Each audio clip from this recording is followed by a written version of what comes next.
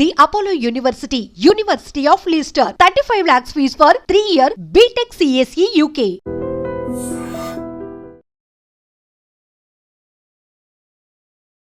రాబోయే 4-5 రోజుల పాటు భారీ వర్షాలు ఉండబోతున్నాయి. 2 తెలుగు రాష్ట్రాలకు వెదర్ అప్డేట్ ఒకటి అందుతోంది అనేది ప్రస్తుతం బాగా సర్క్యులేట్ అవుతున్నటువంటి పరిస్థితి అయితే ఉంది. కానీ ఈరోజు వెదర్ చూస్తే కనుక మనకైతే నార్మల్గానే కనిపిస్తుంది. అక్కడక్కడ మాత్రమే వర్షాలు పడుతున్న పరిస్థితి. కానీ రేపటి నుంచి మొదలుకొని వచ్చే 4 రోజుల పాటు వెదర్ ఎలా ఉండబోతోంది, అట్లాగే భారీ నుంచి అతి భారీ వర్షాలు పడబోతున్నాయి, ఉపరితల ఆవర్తనం కూడా ఒకటి రాబోతోంది అనేది మనకు అందుతున్నటువంటి అప్డేట్. ఇందులో నిజమెంత, ఒకటి ఎన్ని సెంటీమీటర్స్ ఆఫ్ వర్షపాతం నమోదయ్యే అవకాశం ఉంది, అట్లాగే హైదరాబాద్లో చిన్న వర్షానికే రోడ్లన్నీ మునిగిపోతున్నాయి, చెరువుల లెక్క మారిపోతున్నాయి. నిన్న సీఎం రేవంత్ రెడ్డి కూడా అమీర్పేట వెళ్ళి అసలు అక్కడ ఎందుకు వాటర్ నిలిచిపోతున్నాయి, అసలు దీనికి శాశ్వత పరిష్కారం ఏంటి అనేది కూడా గ్రౌండ్లో వెళ్ళి అధికారులతో రివ్యూ చేసినటువంటి సిచ్యువేషన్. సో ఇప్పుడు వర్షాలు పడితే ఎట్లా, మరి హైదరాబాద్లో అత్యంత భారీ వర్షాలు పడితే ఎట్లా, ఒకసారి మాట్లాడే ప్రయత్నం చేద్దాం. మనతో పాటు వెదర్ ఎక్స్పర్ట్ ధర్మరాజు గారు ఉన్నారు. సార్ నమస్తే. నమస్తే. Yes sir. సార్ ఈరోజు అయితే పెద్దగా ఏం వర్షం లాగానైతే అనిపించట్లేదు. సరే 2-3 రోజుల నుంచి కూడా మనకు అక్కడక్కడనైతే వర్షాలు పడుతున్నాయి.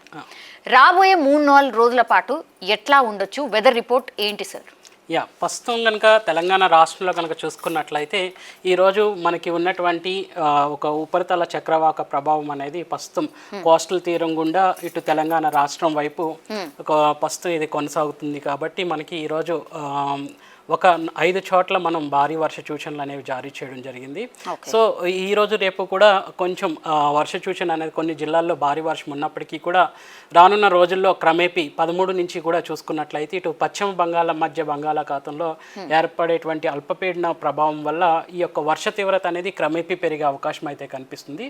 13వ తారీఖు నుంచి కూడా రాష్ట్రం అంతటా కూడా విస్తారంగా అయితే వర్షాలు కురిసే అవకాశం స్పష్టంగా కనిపిస్తుంది. మేలో చాలా పెద్ద ఎత్తున వర్షాలు వచ్చినాయి సార్. ఆ తర్వాత అంతగా వర్షాలు అయితే పడలేదు ఇప్పటి వరకు. నిజంగా చెప్పాలంటే రైనీ సీజన్ వర్షాలు అసలు ఇంకా పడనే లేదు సార్. సో ఇప్పుడైనా సరే మీరు చెప్తున్నటువంటి డేట్లో నిజంగా వర్షాకాలం వర్షాలు చూడొచ్చా? ప్రస్తుతం కనుక చూసుకున్నట్లయితే ఈ యొక్క ప్రస్తుతం తెలంగాణ రాష్ట్రం అనగానే ప్రస్తుతం ఈ యొక్క భౌగోళికంగా స్థిరత్వాన్ని కనుక చూసినట్లయితే తెలంగాణ రాష్ట్రం అన్ని రాష్ట్రాల కంటే మధ్యస్థంగా ఈ యొక్క భారతదేశ చిత్రపటంలో కేంద్రీకరించబడడం అనేది చూడొచ్చు, సెంటర్డ్ కింద ఉంటుంది. సో దీనివల్ల ఏంటంటే ఒక విధంగా మనకేంటంటే ఇటు సముద్రానికి దూరంగానే ఉంటుంది, అటు చూసుకున్నట్లయితే పర్వత శిఖరాలకు కూడా దూరంగా ఉండడం వల్ల ఒక విధంగా దక్కన్ పీఠభూమి కింద మనం కన్సిడర్ చేస్తూ ఉంటాము ఈ రాష్ట్రంలో. సో రాష్ట్రంలో మనకి ఎక్కువగా ఉష్ణ తీవ్రత కూడా అన్ని సీజన్స్లోనూ వాతావరణ పరిస్థితులు చాలా సౌకర్యంగా ఉండే అవకాశం కూడా ఎక్కువ కనిపిస్తుంది. సో దానివల్ల ఏంటంటే మనకి ఎక్కువగా ఇటు సముద్ర తీరానికి దూరంగా ఉండడం వల్ల ఒక విధంగా సీ బీజ్ కూడా తక్కువగానే ఉంటుంది. సో దానివల్ల ఒక విధంగా ఈ యొక్క నైరుతి ఋతుపవనాలు అనేవి ఈ కేరళ తీరాన్ని ఎప్పుడైతే తాకిన తర్వాత క్రమేపీ దక్షిణ భారతదేశం నుంచి ఉత్తర భారతదేశం వైపు ప్రయాణించేటప్పుడు ఇటు సుమారు చూసుకున్నట్లయితే సుమారు ఒక 38 రోజుల కాల ప్రయాణం చేసిన తర్వాత ఈ నైరుతి ఋతుపవనాలు అనేవి భారతదేశం అంతటా విస్తరించిన తర్వాత ఈ యొక్క క్రమేపీ దాని యొక్క తీవ్రతతో పాటు వర్షం అనేది భారతదేశం మొత్తం కూడా ఇస్తూ ఉంటుంది. సో మనం ఆల్మోస్ట్ ఈ యొక్క నైరుతి ఋతుపవనాల్లో ఒక మొదటి భాగాన్ని ఆల్మోస్ట్ 2 భాగాల కింద ఈ యొక్క నైరుతి ఋతుపవనాల సీజన్ కనుక డివైడ్ చేసుకుంటే మొదటి 2 నెలలు జూన్ జూలై అనగానే జూన్లో మనకి నైరుతి ఋతుపవనాలు భారతదేశం అంతా వ్యాపించడానికి పట్టే సమయం కింద తీసుకున్నట్లయితే జూలైలో ఒక విధంగా భారతదేశం అంతటా వ్యాపించిన తర్వాత ఈ యొక్క క్రమేపీ ఈ యొక్క నైరుతి ఋతుపవనాలు విస్తరించిన తర్వాత పడేటువంటి వర్షాన్ని బట్టి మనం ఎక్కువగా ఆధారపడుతూ ఉంటాం. ఎందుకంటే భారతదేశం అనగానే అగ్రిగ్రెయిన్ కంట్రీ అనేసి ఒక విధంగా చెప్తూ ఉంటాము. మ్యాక్సిమం ఎకానమీ కూడా ఈ యొక్క అగ్రికల్చర్ ప్రొడక్షన్ నుంచే మనకి ఎక్కువ వస్తుంది. కాబట్టి ఈ ఎక్కువగా దేశం ఆర్థికం అనేది కూడా ఈ యొక్క వర్షాన్ని బేస్ చేసుకుని మనకి పంటలు బాగా పండడం వల్ల మనకి ఎక్కువగా డబ్బులు కానీ ఆర్థిక వ్యవస్థ అనేది కూడా డిపెండ్ అయి ఉంటుంది. సో ఒక ప్రథమ భాగం ముగించుకునే ఒక విధంగా ద్వితీయ భాగంలో మనం ఎంటర్ అయి ఉన్నాము. సో ఆగస్టులో మనకి ఇన్ జనరల్గా చూసుకున్నట్లయితే ఎక్కువగా బ్రేక్స్ ఉంటాయి. అట్ ద సేమ్ టైం ఈ యొక్క రెయిన్ఫాల్ ఇంటెన్సిటీస్ కూడా ఎక్కువగా కనిపిస్తుంటాయి.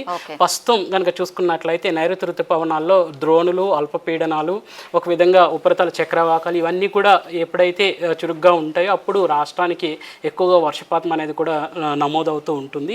జూన్లో కనుక చూసుకున్నట్లయితే మనం ఆశించిన స్థాయిలో అయితే వర్షపాతం అనేది తెలంగాణ రాష్ట్రంలో ఒక నమోదవలేదని చెప్పొచ్చు. ఒక విధంగా చూసుకున్నట్లయితే జూన్లో వర్షపాతం నమోదైన గణాంకాలు కనుక చూసుకున్నట్లయితే రాష్ట్రం అంతటా కూడా 26% మనకి డెఫిసిట్లోనే కనిపించింది. సో జూలైకి వచ్చేసరికి ఒక విధంగా చూసుకున్నట్లయితే మనకు వచ్చినటువంటి వర్షాల వల్ల ఒక విధంగా ఈ యొక్క 26% ఉన్నటువంటి లోటు 5% వచ్చినప్పటికీ కూడా ప్రస్తుతం కురిసిన వర్షాల వల్ల కూడా మనం ఇంకా ఒక విధంగా తెలంగాణ రాష్ట్రంలో కనుక చూసుకున్నట్లయితే 8% ఈ యొక్క వర్షపాతం లోటు అనేది కనిపిస్తుంది. తక్కువనే ఉంది. సో ఇప్పుడు పడే వర్షాలతోని ఆ డెఫిసిట్ అంతా పూర్తయిపోయి ఇప్పుడు ఏంటి సార్ అట్లీస్ట్ బ్యాలెన్స్ అవుతుందా ఎట్లా? ఫస్ట్ కనుక చూసుకున్నట్లయితే ఇప్పుడు కురుస్తున్నటువంటి వర్షాలతో ఒక విధంగా ఏదైతే మనకి వర్షం లోటు అనేది ఉందో అది పూడుతుందని అనుకోవచ్చు. ఫస్ట్ కనుక చూసుకున్నట్లయితే నిన్నటి వరకు హైదరాబాద్ కనుక చూసుకున్నట్లయితే సుమారు 64% డెఫిసిట్లో ఉండేది. ఇప్పుడు ఆల్మోస్ట్ మనం చూసుకున్నట్లయితే 34% కంటే కూడా అధికంగానే ఒక విధంగా సర్ప్లస్లోకి వచ్చేసాము. సో ఒక విధంగా చూసుకున్నట్లయితే కొన్ని జిల్లాల్లో కనుక చూసుకున్నట్లయితే మనకి వర్ష ప్రభావం వల్ల చాలా డెఫిసిట్ అనేది కొరత అనేది కనిపిస్తుంది. ముఖ్యంగా చూసుకున్నట్లయితే పెద్దపల్లి, అలాగే చూసుకున్నట్లయితే మనకి జయశంకర్ భూపాలపల్లి, ఇంకా చూసుకున్నట్లయితే నిర్మల్ 49% వర్షం ఇంకా లోటులోనే కనిపిస్తుంది. లోటులోనే ఉంది. మిగతా అన్ని బ్యాలెన్స్ అయినాయి సార్ కొంతవరకు. మిగిలిన జిల్లాల్లో కనుక చూసుకున్నట్లయితే 10% కంటే తక్కువగానే కొంచెం డెఫిసిట్ ఉన్నప్పటికీ కూడా ఒక విధంగా సర్ప్లస్ గానే కనిపిస్తున్నాయి.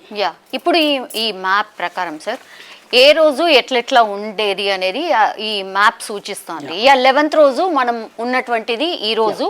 సో ఓకే, ఎక్కడ పెద్దగా ఏం అనిపించట్లేనట్టుంది సార్. రేపటి నుంచి ఎట్లా ఉండొచ్చు ఒకసారి సార్? ముఖ్యంగా చూసుకున్నట్లయితే ప్రజలకు అందరికీ కూడా సులువుగా అర్థమయ్యే రీతిలో ఈ యొక్క కలర్స్ అనేవి ఇవ్వడం కూడా జరుగుతూ ఉంటుంది. ఒక విధంగా చెప్పాలి అంటే వాతావరణ సూచనలు, హెచ్చరికలు అనే కింద తీసుకోవచ్చు ఈ మ్యాప్స్ అనేవి. సో ఈ చిత్రపటంలో చూసుకున్నట్లయితే ఎక్కడైతే మనకి ముదురు రంగు కలర్స్ కనిపిస్తున్నాయో అక్కడ హెచ్చరికలు అనేవి ఎక్కువగా ఉన్నట్టు మనం చూసుకోవచ్చు. ఇక్కడ కనుక చూసుకున్నట్లయితే గ్రీన్, ఎల్లో, ఆరెంజ్, రెడ్ అనేది కనిపిస్తుంది. సో ఈ యొక్క కలర్ అనేది తీవ్రత అంటే కొంచెం డార్క్ అయ్యే కొద్దీ కూడా తీవ్రత అనేది పెరుగుతుంది అనేసి సూచించడం జరుగుతూ ఉంటుంది. సో సర్వసాధారణంగా గ్రీన్ కలర్ అనగానే మనకి వర్ష తీవ్రత అనేది 1 సెంటీమీటర్ నుంచి 6 సెంటీమీటర్ల వరకు కూడా పడే తూకాన్ని మనకి చూపిస్తూ ఉంటుంది. ఇక్కడ వచ్చేసరికి ఎల్లో కలర్ వచ్చేసరికి హెచ్చరికలు అనేవి సుమారు 7 సెంటీమీటర్ల నుంచి మనకి 11 సెంటీమీటర్ల వరకు కూడా వర్షపాతం తూకాన్ని మనకి చెప్తూ ఉంటుంది. సో చూసుకున్నట్లయితే మొదటి రోజు మనకి ఇటు ఉమ్మడి వరంగల్ జిల్లాలు, అలాగే చూసుకున్నట్లయితే ఆదిలాబాద్, కొమరంభీం జిల్లాలకు హెచ్చరికలు జారీ చేయడం జరిగింది. ఇంకా సిటీ కనుక చూసుకున్నట్లు మిగిలిన జిల్లాల్లో కనుక చూసుకున్నట్లయితే తేలికపాటి వర్ష సూచన అనేది కనిపిస్తూ ఉంటుంది. సో ప్రస్తుతం మనం చూసుకున్నట్లయితే ఇక్కడ కూడా అంతటా కూడా ఎక్కడ సిటీలో కనుక చూసుకున్నట్లయితే చిన్న చిన్న మేఘం అనేది కనిపిస్తుంది, కానీ ఇక్కడ కూడా డార్క్ కలర్ అనేది కనిపించడం లేదు. ప్రస్తుతం కనుక చూసుకున్నట్లయితే వికారాబాద్ ఈ యొక్క జిల్లాల్లో మాత్రం వర్షం మేఘకృతమైనటువంటి వాతావరణంతో పాటు ప్రస్తుతం ఇక్కడ వర్షం అనేది పడుతుంది. ప్రస్తుతానికి వర్షం కురుస్తోంది as of now. Next day sir ఇది గంటకు వస్తుంది సార్ ఈ అప్డేట్ ఎట్లా? ఎవ్రీ 15 నిమిషాలకి మనకి ఈ యొక్క అప్డేట్ అనేది ఈ రాడార్ పిక్చర్స్ ద్వారా ఎక్కడ మేఘం కేంద్రీకృతమైంది, అది ఏ విధంగా కదులుతుంది, తర్వాత దట్టమైన మేఘాలు అంటే దాని యొక్క ఎత్తు, పరిమాణం ఏ విధంగా స్ప్రెడ్ అయి ఉంటుంది అనే దాన్ని బేస్ చేసుకుని మనం ఎప్పటికప్పుడు ఆ జిల్లాల్లో ఉన్నటువంటి జిల్లాలు కానీ ఏరియాలు కానీ ఉన్నటువంటి వారికి హెచ్చరికలకి ఇది ఎంతగానో ఉపయోగపడుతూ ఉంటుంది. All right sir. ఈ మ్యాప్ ప్రకారం సార్ మీరు ఇంతకుముందు చెప్పినట్టుగా 3-4 రోజులు రాబోయే 3-4 రోజుల పాటు ఎట్లా ఉండొచ్చు వెదర్ ఈ మ్యాప్ని చూస్తే? ఇది సాటిలైట్ నుంచి వచ్చేటువంటి ఛాయాచిత్రం అని చెప్పొచ్చు. సో ఇది ఓవరాల్గా ఇండియాలో మొత్తం ఓవరాల్గా చూసుకున్నట్లయితే ఎక్కడ ఎక్కువ దట్టమైనటువంటి మేఘాలు ఉన్నవి, అవి ఎట్లా అంటే దాని యొక్క వ్యాపించిన ఏరియా ఎంత ఉంటుంది అనేది మనం చెప్తూ ఉంటాము. సో ఇక్కడ వైట్ ప్యాచెస్ అన్ని కూడా దట్టమైన మేఘాల కింద మనం తీసుకోవచ్చు. అంటే అది వర్షపాతం ఎక్కడైతే ఎక్కువ మేఘం అనేది కేంద్రీకృతం ఉంటుందో అక్కడ ఎక్కువ వర్షపాతం అనేది పడే అవకాశాలు ఎక్కువ ఏం లేదు సార్ అంటే రెండు తెలంగాణలో రాష్ట్రాలకు ప్రస్తుతం కనుక చూసుకున్నట్లయితే డే 1 వార్నింగ్స్ ప్రకారం, హెచ్చరికల ప్రకారం కూడా తెలంగాణ రాష్ట్రంలో ఎక్కడ లేదు, ఒక 5 జిల్లాలు మినహాయించి ఎక్కడ కూడా పెద్దగా వార్నింగ్స్ అనేవి లేవు. ఇప్పుడు రేపా సార్ ఇది 12th? ఇది ఒక రేపటికి వచ్చేసరికి ఆల్మోస్ట్ ఇటు ఉత్తర జిల్లాలు అలాగే తూర్పు జిల్లాలకు కూడా వార్నింగ్స్ అనేవి హెచ్చరికలు అనేవి జారీ చేయడం జరిగింది. ఇక దక్షిణ జిల్లాలకు వస్తే తేలికపాటి నుంచి మోస్తారు వర్షాలు అనేవి కురిసే అవకాశం అయితే కనిపిస్తుంది. 13వ తారీఖు వచ్చేసరికి పశ్చిమ మధ్య బంగాళాఖాతంలో ఉన్నటువంటి అల్పపీడన ప్రభావం వల్ల మనకి మొత్తం రాష్ట్రం అంతటా కూడా విస్తారంగా 13, 14, 15 తారీఖుల్లో మనకి విస్తారంగా వర్షాలు అనేవి కురిసే అవకాశాలు ఎక్కువ కనిపిస్తున్నాయి. ఆరెంజ్ అంటే ఎన్ని సెంటీమీటర్స్ సార్ మేబీ? సర్వసాధారణంగా ఇక్కడ ఆరెంజ్ అనగానే మనకి ఎప్పుడైతే వర్షపాతం అనేది 12 సెంటీమీటర్ల నుంచి 20 సెంటీమీటర్ల దాకా నమోదవుతుందో అప్పుడు మనం ఈ యొక్క ఆరెంజ్ కలర్ అనేది జారీ చేయడం జరుగుతుంది. అంటే భారీ వర్షం, అతి భారీ వర్షం. అచ్చా, ఓకే. అంటే అన్ని జిల్లాల్లో, అంటే మాక్సిమం ఇటువైపు ఉన్నటువంటి జిల్లాల్లో భారీ వర్షం, ఈ ఆరెంజ్ దాంట్లో అతి భారీ వర్షాలు నమోదే. ఇక రెడ్ అలర్ట్ అంటే? రెడ్ అంటే ఇంకా తీవ్రత ఎప్పుడైతే 20 సెంటీమీటర్ల కన్నా అధికంగా వచ్చేస్తుందో అప్పుడు మాత్రం తీవ్రతతో కూడిన వర్షం కాబట్టి దానికి మనం రెడ్ కలర్ అనేది జారీ చేయడం జరుగుతుంది. మామూలుగా ఇప్పుడు సిటీలో ఫ్లడ్ లాంటి సిచ్యువేషన్ ఏర్పడినప్పుడు అది భారీ వర్షమా అతి భారీ వర్షమా సార్? మొన్న కురుస్తుంది కదా. మొన్న కురిసినవన్నీ కూడా ఒక విధంగా చెప్పాలి అంటే అతి భారీ వర్షాల కింద మనం లెక్క వేయొచ్చు. సో ఆరెంజ్ అలర్ట్ అనేవి. ఓకే, ఎక్కడ కూడా ఇంకా రెడ్ అలర్ట్ అనేది అయితే లేదు సార్ టిల్ 15th వరకు అయితే. కానీ ఒక ప్రచారం అయితే జరుగుతోంది సార్, 15th తారీఖు నాడు మాత్రం భారీ అతి భారీ వర్షాలు, రెడ్ అలర్ట్, ఇట్లాంటిది మాత్రం ఫ్లడ్ ఏర్పడొచ్చు, ఇట్లాంటిది మాత్రం పెద్ద ఎత్తున ప్రచారమా లేకపోతే నిజంగా సిచ్యువేషన్ రావచ్చా సార్? ప్రస్తుతం కనుక చూసుకున్నట్లయితే ప్రస్తుతం మనకి 13వ తారీఖున మాత్రం వాతావరణం అనేది కొంచెం తీవ్రత స్థాయిలో అయితే వర్షపాతం అనేది నమోదయ్యే అవకాశం అయితే కనిపిస్తుంది. దీని యొక్క తీవ్రతను బట్టి ఎప్పటికప్పుడు ఈ హెచ్చరికలు కూడా మారుతూ ఉంటాయా? ఐ థాట్ సేమ్ ఇట్లాగే ఉంటదేమో. లేదు, మారుతూ ఉంటుంది ఎప్పటికప్పుడు. మన రాష్ట్రం మీదకి ఎంత మేఘకృతమైనటువంటి వాతావరణం వస్తుంది, గాలి తీవ్రత ఏ విధంగా ఉంది, దాని ప్రకారం మనం ఎప్పటికప్పుడు ఈ కలర్ వార్నింగ్స్ కూడా ముందస్తుగానే మార్చి ఎప్పటికప్పుడు పబ్లిక్ డొమైన్కి అందుబాటులో సమాచారం ఉంచుతుంటాం. సార్ ఆల్ ఆఫ్ సడన్ ఎందుకని కుంభవృష్టి లాగా కురిసి వెళ్తోంది? ఎస్పెషల్లీ హైదరాబాద్లో మొన్న చూసినాం కదా, ఒక 2 hours కురిస్తేనే అమీర్పేట్ మునిగిపోయింది. సో అట్లాంటి సిచ్యువేషన్ కనీసం ఒక గంట ముందు తెలిసే అవకాశం ఉంటుందా మనకి? మనం సర్వసాధారణంగా చూసుకున్నట్లయితే ఇట్లా భారీ వర్షాలు వస్తున్నాయి అనేది ఈ రోజు చూసుకున్నట్లయితే 11వ తారీఖు నుంచే మనం ముందస్తుగానే హెచ్చరికలు అనేవి జారీ చేస్తున్నాం. సో ముందస్తుగానే జారీ చేయడం వల్ల ఏంటంటే మనం తీవ్రత యొక్క వచ్చే వర్ష తీవ్రతను మనం తగ్గించలేం, కానీ ప్రజలు నష్టం వాటిల్లకుండా అట్లీస్ట్ కొంతలో కొంత మనం కాపాడగలిగిన వారం అవుతూ ఉంటాం. అప్రమత్తత మాత్రం. సో హైదరాబాద్ లో కూడా ఖచ్చితంగా భారీ నుంచి అతి భారీ వర్షమే ఉండబోతోంది. సార్ ఎట్లాంటి సేఫ్టీ మెజర్స్ తీసుకోబోతున్నారు? అండ్ మీరు ప్రభుత్వానికి ఐ థింక్ మీరు సమ్ నివేదికనో లేకపోతే సమ్ అలర్ట్స్ ఇచ్చుంటారు కదా, ఏం అలర్ట్స్ ఇచ్చారు సార్? ఎన్ని డేస్ ఇచ్చారు? ప్రస్తుతం నుంచి కూడా వర్ష తీవ్రత అనేది క్రమేపీ పెరిగే అవకాశం కనిపిస్తుంది కాబట్టి ముందస్తుగానే ఈ యొక్క సమాచారాన్ని అనేది ఆయా శాఖల వారికి తెలియచేయడం జరుగుతుంది. ముఖ్యంగా ఏ జిల్లాల్లో ఏ అధికారులకి అంటే విపత్తు శాఖ కానీ సహాయక చర్యలు తీసుకునే సంబంధిత శాఖకు కానీ ఈవెన్ రెస్క్యూ టీమ్స్ కూడా ఈ యొక్క సమాచారాన్ని ఎప్పటికప్పుడు అందజేయడం ద్వారా వాళ్ళు ముందస్తుగానే ఒక విధంగా ప్రణాళికబద్ధంగా ఎక్కడ ఎక్కువ ఏ జిల్లాల్లో వర్షపాతం ఎక్కువ నమోదవుతుందో ఆ జిల్లాల్లో లోతట్టు ప్రాంతాలని వాళ్ళు ముందుగానే ఐడెంటిఫై చేసుకోవడం, మ్యాపింగ్ చేసుకోవడం, చేసుకున్న తర్వాత యొక్క ప్రజలు మెయిన్ ప్రాణ నష్టం వాటిల్లకుండా కొంచెం తగిన జాగ్రత్తలు తీసుకోవడానికి ఈ సమాచారం ముందుగా ఉపయోగపడుతుంది. సార్ హిమాయత్ సాగర్ ఆల్రెడీ నిండిపోయింది అండ్ హుస్సేన్ సాగర్కి సంబంధించిన గేట్స్ ఓపెన్ చేసే సిచ్యువేషన్ కూడా ఉంది అనేసి ఒక ప్రచారం అయితే ఉంది సార్. సో ఏం జరగచ్చు అంటే కనుక చూసుకున్నట్లయితే గత మనకి జూన్ జూలైలో కూడా ఆశించిన స్థాయిలో వర్షాలు రానప్పటికీ కూడా ఇటు పై భాగంలో ఉన్నటువంటి మధ్యస్థ భారతదేశంలో ఎక్కువ వర్షాలు అనేవి రావడం అనేది జరిగింది. సో అక్కడి నుంచి వచ్చేటువంటి జలాలు ఏవైతే ఉన్నాయో రాష్ట్రం మీద కూడా ఇటు కృష్ణా జలాలకు కానీ ఇటు గోదావరి జలాలకు కూడా అటు నుంచి వచ్చేటువంటి నదుల అనుసంధానంతున్నటువంటి నీరు అనేది రావడం వల్ల ఇట్లాగే ఇప్పుడు కురుస్తున్నటువంటి వర్షాల వల్ల కూడా అధిక స్థాయిలో మనకి వర్షము నీరు అనేది ఈ యొక్క డామ్స్ లోకి చేరే అవకాశాలు ఉంటాయి. సాగర్ డ్యామ్ కూడా ఐ థింక్ గేట్స్ ఓపెన్ చేసినట్టున్నారు సార్. ఎక్కడ ఎట్లాంటి సిచ్యువేషన్ రావచ్చు సార్? డ్యామ్స్ దగ్గర కూడా కావచ్చు.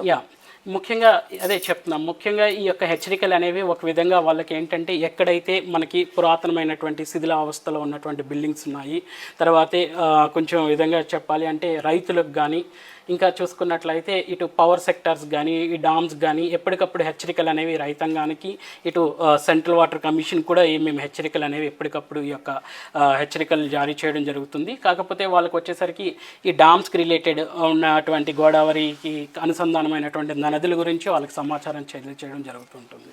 Yeah, all right sir. So రానున్న 2-3 డేస్ ఓవరాల్గా ఎట్లాంటి సిచ్యువేషన్ ఉండొచ్చు సార్? ఎంత అప్రమత్తంగా ఉండాలి ప్రజలకు ఒక్కసారి సార్? యా, ముఖ్యంగా చూసుకున్నట్లయితే 11-12 తారీఖుల్లో మనకి ఈ రాష్ట్రంలో కనుక చూసుకున్నట్లయితే తేలికపాటి నుంచి మోస్తారు వర్షాలు కురుస్తాయి. అక్కడక్కడ కొన్ని జిల్లాల్లో మాత్రం భారీ వర్షాలకి ఛాన్స్ ఉంది కాబట్టి ఆ యొక్క జిల్లాలకు మాత్రం ఎల్లో హెచ్చరికలు అనేవి జారీ చేయడం జరిగింది. 13వ తారీఖు నుంచి వర్ష తీవ్రత అనేది క్రమేపీ పెరిగే అవకాశం అయితే కనిపిస్తుంది.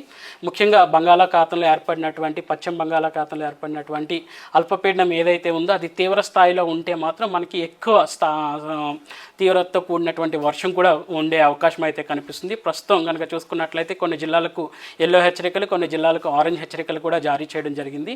సో ఈ యొక్క వర్ష తీవ్రత ప్రభావాన్ని బట్టి ఈ యొక్క హెచ్చరికల యొక్క రంగు కూడా, హెచ్చరికల యొక్క కలర్ కూడా మార్చి ఆయా శాఖల వారికి ఎప్పటికప్పుడు అందించడం జరుగుతూ ఉంటుంది. Thank you so much sir. So మొత్తం మీద అది డెఫినెట్లీ భారీ నుంచి అతి భారీ వర్షాలు అయితే ఉండబోతున్నాయి. తెలంగాణ రాష్ట్రంలో నైరుతి ఋతుపవనాలకు సంబంధించి పెద్దగా వర్షపాతం ఇప్పటి వరకు నమోదు కాలేదు, కానీ ఈ వీక్లో మాత్రం అతి భారీ వర్షాలు పడే అవకాశం ఉంది యాజ్ ఆఫ్ నౌ.